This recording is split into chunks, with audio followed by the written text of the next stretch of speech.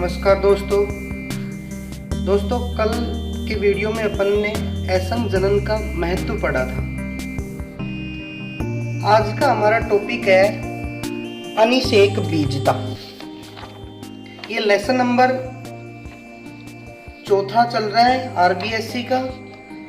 इसमें इसका पहला पॉइंट अपन ने ऐसंग जनन या एपोमिक्सिस पढ़ लिया था। और दूसरा टॉपिक स्टार्ट करते हैं अपन अनिषेक बीजता।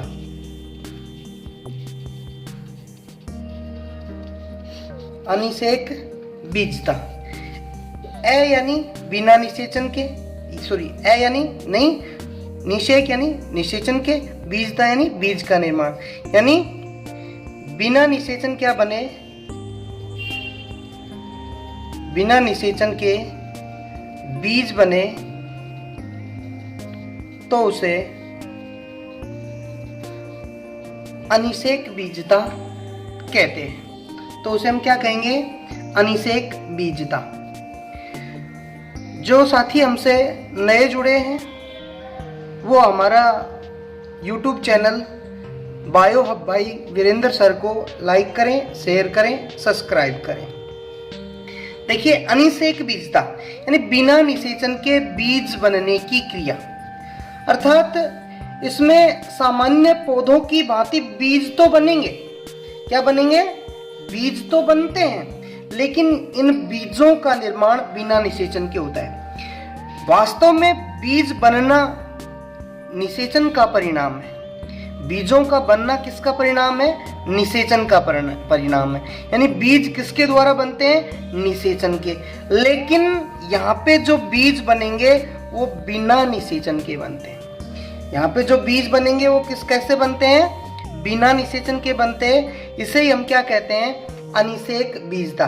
कहने का मतलब इसमें सामान्य पौधों की तरह बीज तो बनेंगे, लेकिन बीजों का निर्माण बिना निषेचन के होता है। इसे ही हम अनिषेक बीजता कहते हैं। अर्थात जब बीज का निर्माण बीजांड की किसी कोशिका, कोई बीजांड की कोई कोशिका, बीजांड की कोशिका, बीजांड की कोशिका कैसी होगी, 2n होगी। या फिर भ्रूणकोश, भ्रूणकोश की कोई 2n कोशिका, भ्रूणकोश की कोई 2n कोशिका क्या बनाए, बीज का यानी भ्रूण का निर्माण करे, बिना निषेचन के भ्रूण बनाए, बीज बने। ऐसे बीज को हम क्या कहेंगे, अनिषेक बीजता। दोबारा से एक बार समझ लो, बिना निषेचन के बीज बनने की क्रिया अनिषेक बीजता कहलाती है। वास्तव में बीज का बनना निषेचन का परिणाम है, लेकिन कई बार जो बीज हैं वो बिना निषेचन के ही बन जाते हैं। इसे अनिषेक बीजता कहते हैं।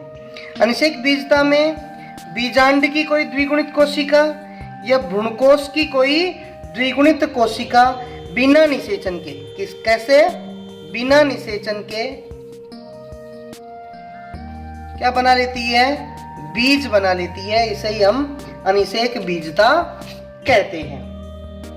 इस तरह बने बीज कैसे होंगे, बीज कैसे होंगे, 2n होंगे और मातृ पौधे के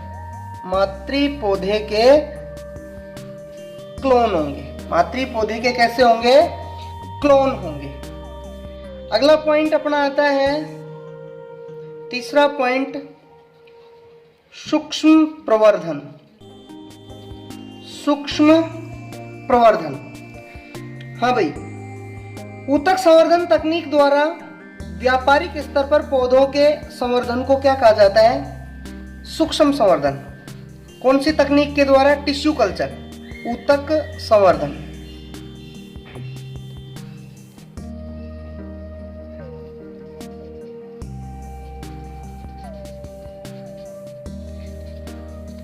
ऊतक संवर्धन तकनीक के द्वारा, ऊतक संवर्धन तकनीक द्वारा व्यापारिक, कैसे, व्यापारिक यानी प्रोडक्शन बढ़ाना है, व्यापारिक स्तर पर पौधों का क्या किया जाए, पौधों का संवर्धन किया जाए। संवर्धन किया जाना क्या कहलाता है, सूक्ष्म प्रवर्धन कहलाता है।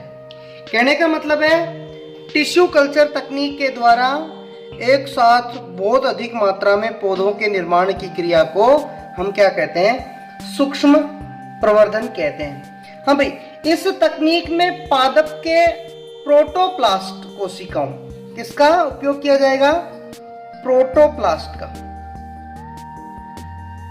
जिसको अपन जीव द्रव्यक बोलते हैं। प्रोटोप्लास्ट कोशिकाओं का या फिर ऊतकों का या फिर अंगों का उपयोग करके, क्या करके, उपयोग करके ऊतक संवर्धन, ऊतक संवर्धन माध्यम में संवर्धित करके, माध्यम में संवर्धित करके नए पौधों का निर्माण किया जाता है, निर्माण किया जाता है।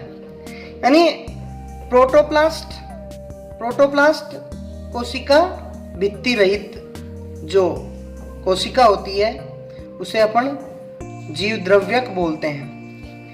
प्रोटोप्लास्ट का उपयोग कर लें, ऊतकों का उपयोग कर लें, अंगों का उपयोग कर लें, इनका उपयोग करके ऊतक संवर्धन माध्यम में संवर्धित करके क्या बनाए जाएं, नए पौधे निर्माण किए जाएं, तो इस क्रिया को हम क्या कहते हैं, सूक्ष्म संवर्धन।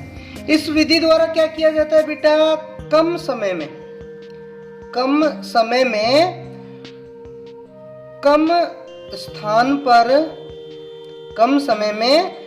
स्थान पर बहुत अधिक पादप बनाए जाते हैं।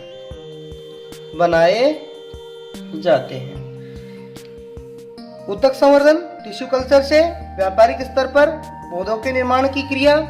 सूक्ष्म संवर्धन काम में क्या लिया जाता है, जीव द्रव्य ऊतक या अंगों का उपयोग किया जाएगा, उसको संवर्धन माध्यम में संवर्धित किया जाएगा और नए पौधे बनाए जाएंगे। इसके द्वारा कम समय में कम स्थान पर बहुत अधिक पादप तैयार किए जा सकते हैं। दूसरी बात, इस विधि द्वारा रोग मुक्त पौधे कैसे होंगे, रोग मुक्त होंगे। कैसे होंगे, रोग मुक्त पौधे होंगे। रोग मुक्त आर्थिक रूप से महत्वपूर्ण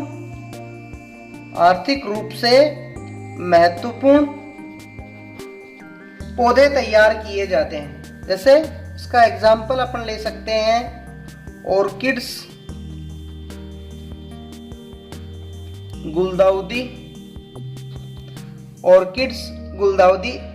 इनका बहुत वृहद स्तर पर संवर्धन आजकल किया जा रहा है। अब ये दो बात आई, रोग मुक्त और आर्थिक रूप से महत्वपूर्ण। हाँ भाई, एक बार बोर्ड में प्रश्न कैसे आया, बोर्ड ने प्रश्न पूछा कि एक पौधा रोगग्रस्त है। एक पौधा कैसा है, रोगग्रस्त। ये पौधा है, ये रोगग्रस्त है। इस रोगग्रस्त पौधे से नया पौधा या जो नया पौधा बनाएंगे या रोग रहित पौधे का निर्माण किस प्रकार से किया जाएगा।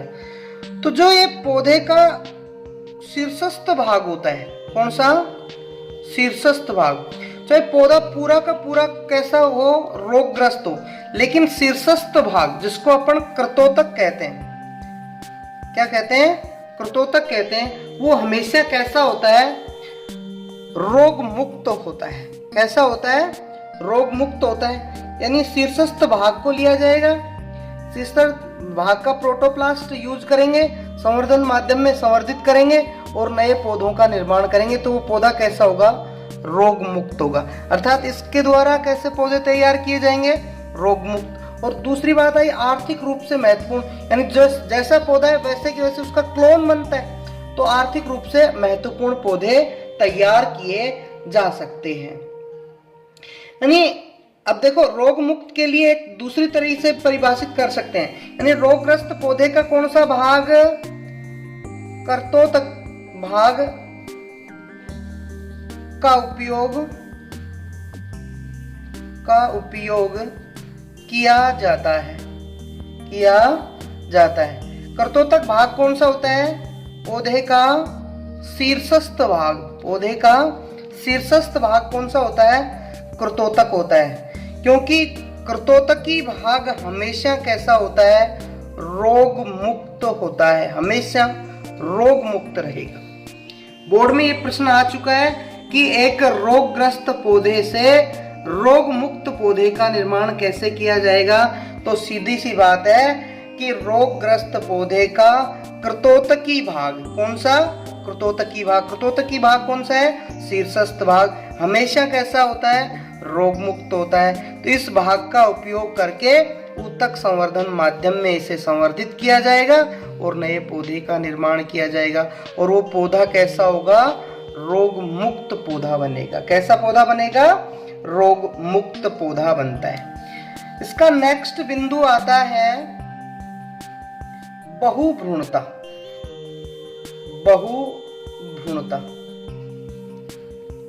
बहु यानी एक से अधिक, और भ्रूणता यानी भ्रूणों की उपस्थिति, यानी एक से अधिक भ्रूणों की उपस्थिति को हम क्या कहते हैं? बहुभ्रूणता कहते हैं। सामान्यतः एक बीज में क्या रहता है? एक भ्रूण रहता है, यानी एक बीज से क्या बनता है? एक पौधा बनता है। एक भ्रूण होगा, एक पौधा बनाएगा, सीधी सी बात है। सामान्यतः एक बीज में एक ही भ्रूण होता है, लेकिन कभी कभी एक बीज में एक से अधिक भ्रूण विकसित हो जाते हैं।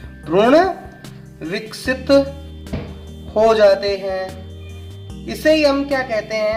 बहुभ्रूणता कहते हैं। इसे ही क्या कहा जाता है? बहुभ्रूणता कहा जाता है। समझना, बहुभ्रूणता सीधा नाम के अंदर इसकी डेफिनेशन है। बहु यानी एक से अधिक, भ्रूणता यानी भ्रूणों की उपस्थिति। सामान्यतया एक बीज में एक भ्रूण पाया जाता है, लेकिन कभी कभी एक बीज में एक से अधिक भ्रूण विकसित हो जाते हैं। इसे ही हम क्या कहते हैं? बहुभ्रूणता। इसकी खोज किसने की थी? बहुभ्रूणता की 1719 में एंटोनी वॉन ल्यूवेनहोक ने इसकी खोज की। कब की? 1719 में एंटोनी वॉन ल्यूवेनहोक में। किसमें की? संतरे के बीजों में इसकी खोज की गई। किसकी भाई? बहुभ्रूणता की। पोली एम्ब्रियो यानी बहुभ्रूणता, एक बीज में एक से अधिक भ्रूणों की उपस्थिति क्या कहलाती है? बहुभ्रूणता कहलाती है। हाँ भाई, अनावृत बीजियों का यह सामान्य लक्षण। अनावृत बीजियों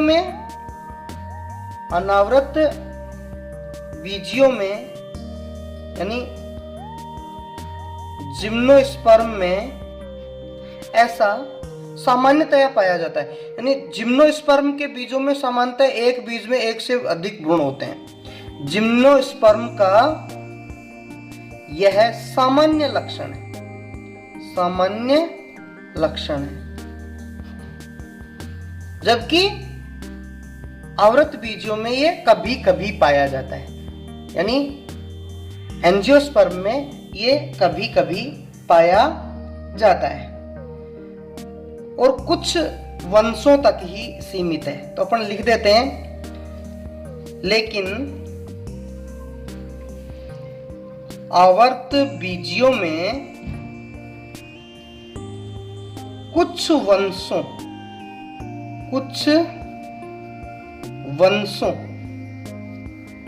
तक ही सीमित है। कुछ वंशों तक ही सीमित है। किन किन में पाया जाता है ये? सामान्यतः नींबू में, संतरा में, जामुन में, प्याज में, प्रोटेलेरिया में इस तरह का बहुभ्रूणता पाया जाता है। दोबारा से एक बार समझो, सामान्यतः एक बीज में एक भ्रूण पाया जाता है, लेकिन कभी कभी एक बीज में एक से अधिक भ्रूणों की उपस्थिति ही क्या कहलाती है? बहुभ्रूणता कहलाती है। इसकी खोज 1719 में एंटोनी वॉन ल्यूवेनहोक ने संतरे के बीजों में की। ये जिम्नोस्पर्म का सामान्य लक्षण है, अर्थात जिम्नोस्पर्म में सामान्यतः बहुभ्रूणता पाई जाती है, लेकिन जो आवर्त बीजी यानी एंजियोस्पर्म है उनके कुछ वंशों तक ही ऐसा सीमित है, जैसे नींबू में, संतरा में, जामुन, प्याज, प्रोटोलेरिया में इस तरह से क्या बहुभ्रूणता पाई जाती है। अब आवर्त बीजियों में बहुभ्रूणता के कुछ कारण हैं, यानी बहुभ्रूणता के निम्न कारण हैं। किनमें अपन बात करें? किसकी? आवर्त बीजियों में बहुभ्रूणता के निम्न कारण है। क्या क्या कारण है या निम्न कारणों की वजह से आवर्त बीजियों में बहुभ्रूणता पाई जाती? एक तो प्राक भ्रूण में विदलन, यानी भ्रूण बनाए, ये जैसे भ्रूण बनाए, ये द्विगुणित है, युग्मनज बना, प्राक, अब ये क्या बनाएगा? भ्रूण बनाएगा। अब जैसे ये भ्रूण बन गया, अब ये भ्रूण क्या हो जाए? टूट जाए। अब टूट जाएगा तो दो क्या बना लेता है? दो क्या बना लेगा? दो भ्रूण बना लेगा। दो जगह टूटेगा तो दो बनाएगा, दो से ज्यादा जगह टूटेगा तो ज्यादा भ्रूण का निर्माण कर लेता है, यानी प्राक भ्रूण में विदलन हो जाए। दूसरी बात, भ्रूणकोश में अंड कोशिका के साथ साथ, यानी अंड कोशिका तो बना रही है, अंड कोशिका के साथ साथ कोई अन्य कोशिका किस में बदल जाए? भ्रूण में बदल जाए, भ्रूण में विकसित हो जाए।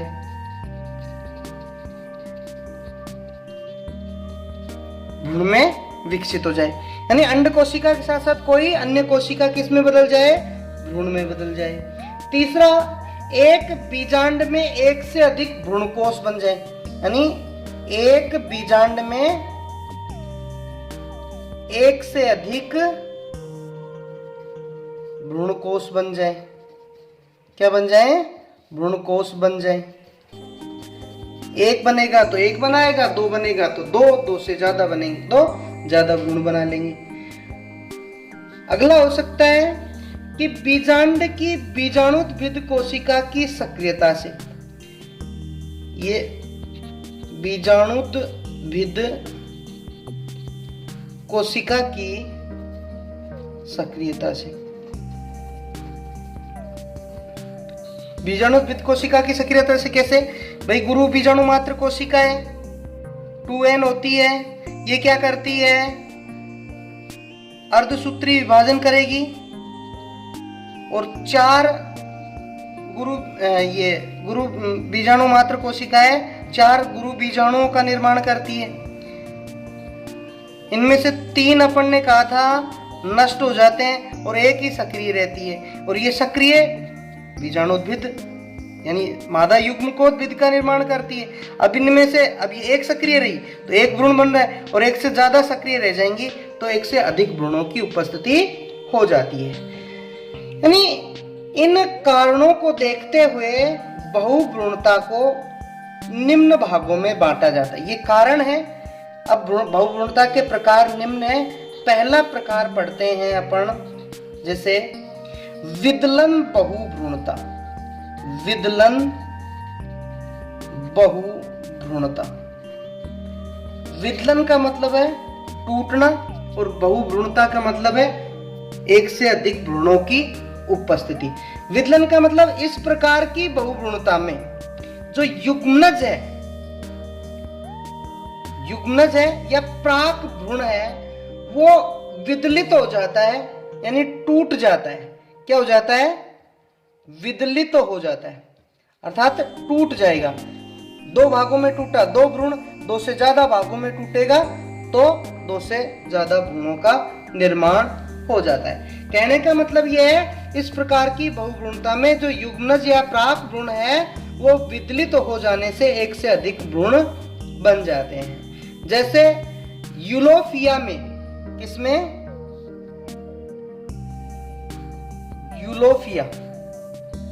यूलोफिया में, पादप में, यूलोफिया है ऑर्किड्स होता है, में 3 तरह से विदलन बहुभ्रूणता पाई जाती है। यानी विदलन बहुभ्रूणता कितने तरह की होती है? यूलोफिया में 3 तरह की होती है। पहली है, इसका पहला भाग पढ़ें कि युग्मनज कोशिका में विभाजन से एक पिंड बनता है। जैसे ये युग्मनज बना है, इसमें विभाजन से क्या बनेगा? एक पिंड बनेगा, और ये जिसमें निभाग की ओर स्थित कोशिकाएं विदलित होकर के अनेक भ्रूणों का निर्माण कर लेंगी। जैसे ये विदलित हुआ और एक पिंड बना लिया इस तरह से।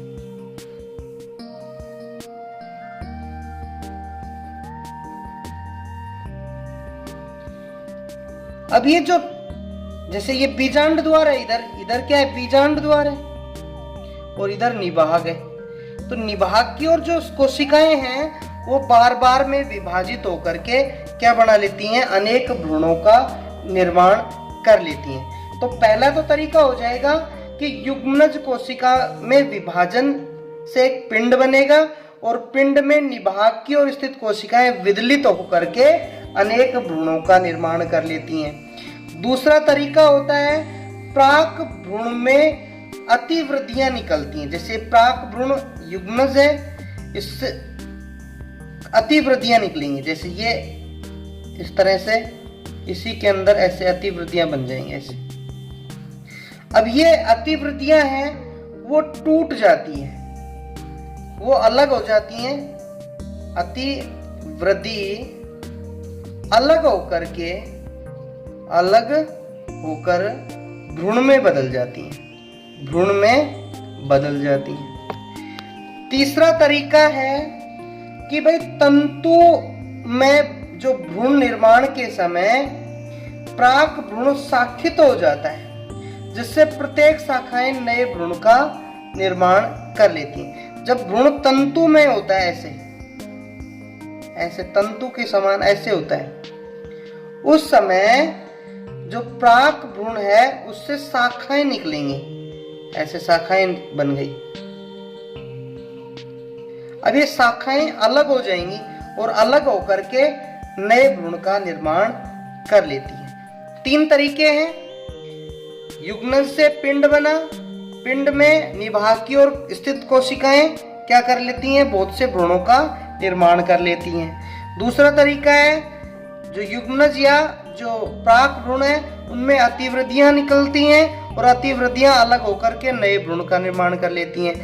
तीसरा तरीका है, जो तंतु में जो भ्रूण होता है, जब भ्रूण तंतु में अवस्था में होता है तो उससे शाखाएं बन जाती हैं, और ये शाखाएं अलग होकर के किसका निर्माण कर लेती हैं? नए भ्रूण का निर्माण कर लेती है। ये हो गया अपना विदलन बहुभ्रूणता। अब बहुभ्रूणता का दूसरा प्रकार, अंड कोशिका के अलावा, किसके अलावा? अभी तक तो अंड कोशिका काम में ले रहे थे। अंड कोशिका के अलावा भ्रूणकोश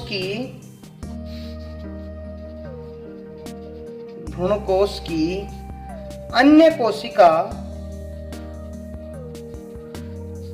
द्वारा भ्रूण का निर्माण,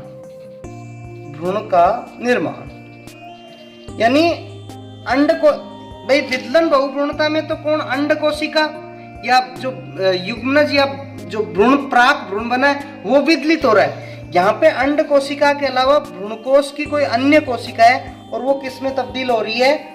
भ्रूण में। यानी इस प्रकार की बहुभ्रूणता में भ्रूणकोश की कौन कौन सी, भाई अंड कोशिका के अलावा कौन कौन सी होती हैं? सहायक कोशिका, सहायक कोशिका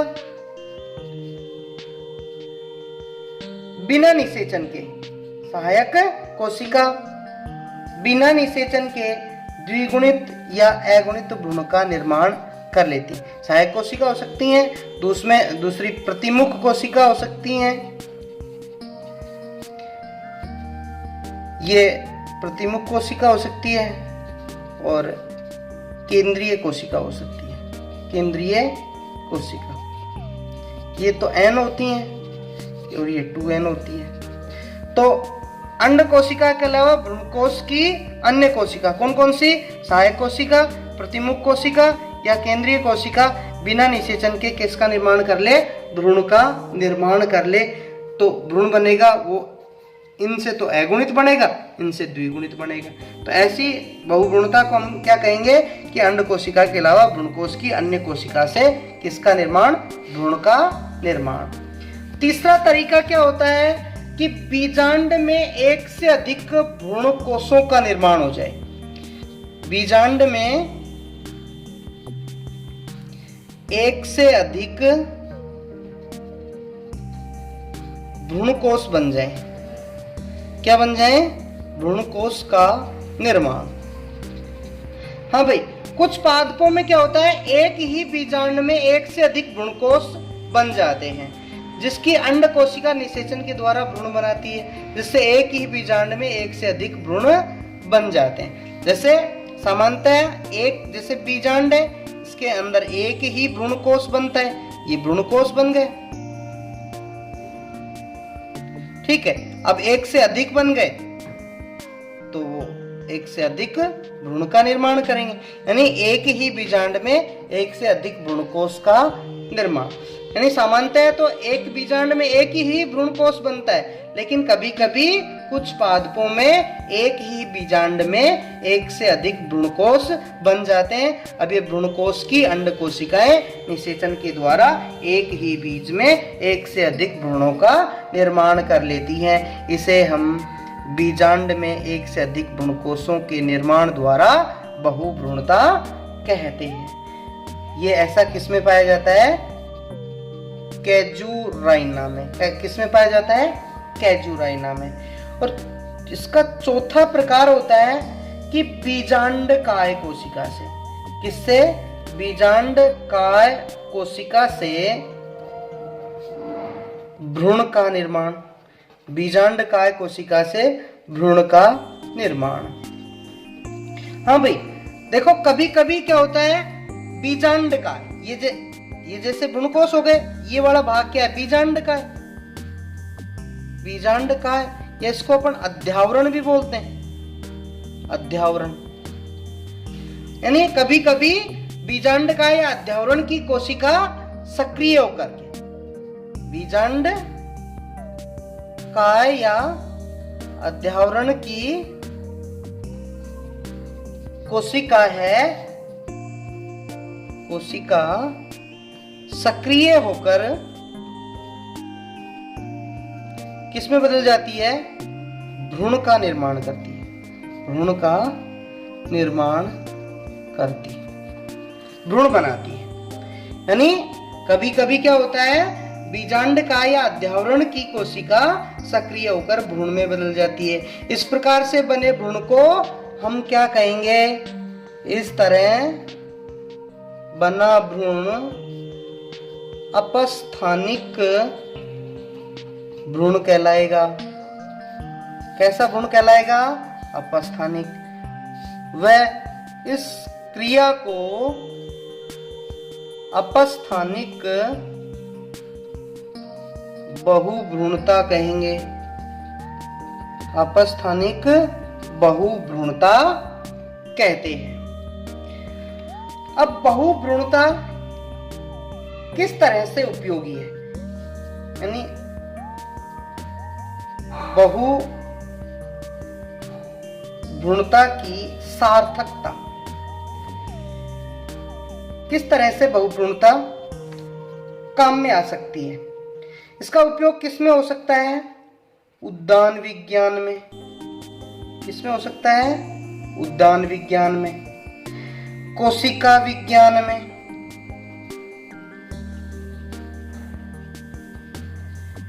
आनुवांशिकी में किसका उपयोग किया जाता है भाई?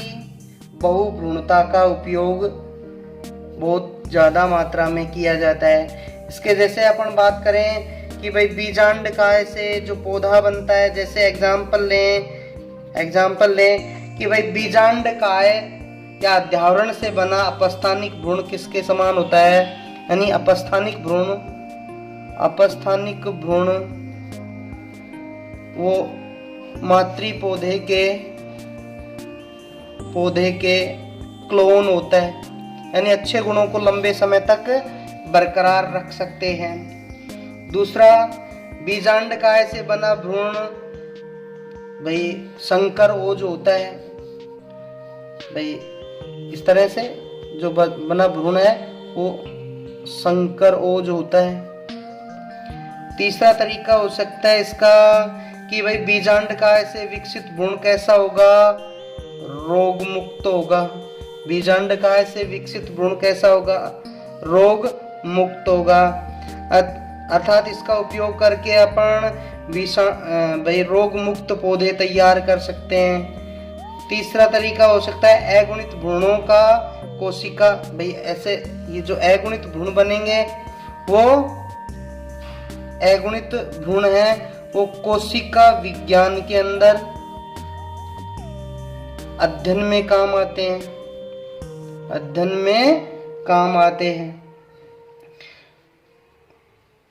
और तरीका इसका हो सकता है कि भाई अगुणित भ्रूणों को, जो अगुणित भ्रूण है इनको कोल्चिसिम द्वारा उपचारित करके समयुग्मकी वंशावली विकसित की जा सकती है। कोल्चिसिम से उपचारित करके हम समयुग्मकी वंशावली विकसित कर सकते हैं, विकसित की जा सकती है, जिसका पादप प्रजनन में महत्वपूर्ण भूमिका होती है। हाँ भाई, एक बार दोबारा देख लेते हैं। बहुभ्रूणता में विदलन, बहुभ्रूणता में भाई जो युग्मनज है या प्राक भ्रूण है वो विदलित हो जाएगा, टूट जाएगा और एक से अधिक भ्रूणों का निर्माण कर लेता है। जैसे यूलोफिया ऑर्किड के अंदर 3 तरह की बहुभ्रूणता पाई जाती है। कैसे? जो युग्मनज बना है या प्राक भ्रूण बना है वो एक पिंड का निर्माण करता है, विभाजन के द्वारा क्या बना लेता है? पिंड का निर्माण कर लेता है। और पिंड के अंदर जो निभाग की साइड की जो कोशिकाएं हैं वो बहुत से भ्रूणों का निर्माण कर लेती हैं। दूसरा तरीका होता है जो भ्रूण बना है उसके अंदर अतिवृद्धियां बन जाती हैं और ये अतिवृद्धियां अलग होकर के भ्रूण में बदल जाती हैं।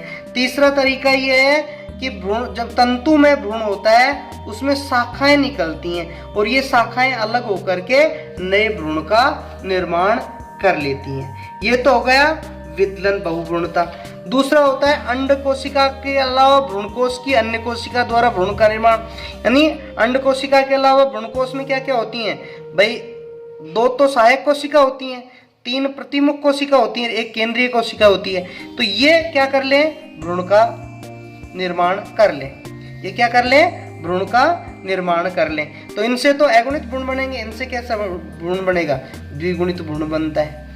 ठीक है। अब बीजांड, ये क्या हो गई? अंड कोशिका के अलावा भ्रूणकोश की अन्य कोशिका के द्वारा जो भ्रूण बन जाएगा तो एक ही बीज में 1 से अधिक भ्रूण बन जाते हैं। तीसरा तरीका होता है बीजांड में 1 से अधिक भ्रूणकोश बन जाए। यानी ये बीजांड है, इसमें 1 से अधिक भ्रूणकोश बन गए तो दोनों 2 बन गए, 3 बन गए, जितने भी हैं वो निषेचन करके 1 से अधिक भ्रूण का निर्माण कर लेते हैं। ऐसा किसमें पाया जाता है? कैजुराइना में।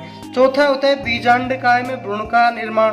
यानी बीजांड काय से क्या बन जाए? भ्रूण का निर्माण। ये बीजांड काय या इसको अपन अध्यावरण बोलते हैं। यानी अध्यावरण है, अध्यावरण की कोशिका सक्रिय होकर के किसका निर्माण करती है?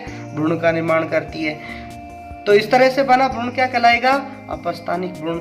और इस क्रिया को अपस्थानिक बहुभ्रूणता कहेंगे। बहुभ्रूणता की सार्थकता क्या क्या है भाई? उद्यान विज्ञान में, कोशिका विज्ञान में, जेनेटिक्स में इसका बहुत अधिक, हॉर्टिकल्चर में और सेल बायोलॉजी में और जेनेटिक्स में इसका बहुत अधिक उपयोग है। पहला, जैसे अपस्थानिक भ्रूण जो बनेंगे वो मातृ पौधे के समान होते हैं। अपस्थानिक जो भ्रूण बनेंगे वो मातृ पौधे के समान। अपस्थानिक भ्रूण क्या होते हैं? संकरोज होते हैं। अपस्थानिक बहुगुणता से बने जो भ्रूण होते हैं वो रोग मुक्त होते हैं। अगुणित जो भ्रूण बनते हैं उनका सेल बायोलॉजी के अंदर अध्ययन में काम में लिया जाता है। अगला क्या है? अगुणित भ्रूण का कोल्चिसिम से उपचारित करके समयुग्मजी वंशावली विकसित की जा सकती है। ये जो 4th लेसन था यहीं पे कंप्लीट हो जाता है। 5th लेसन को अपन अगले वीडियो में पढ़ेंगे। धन्यवाद।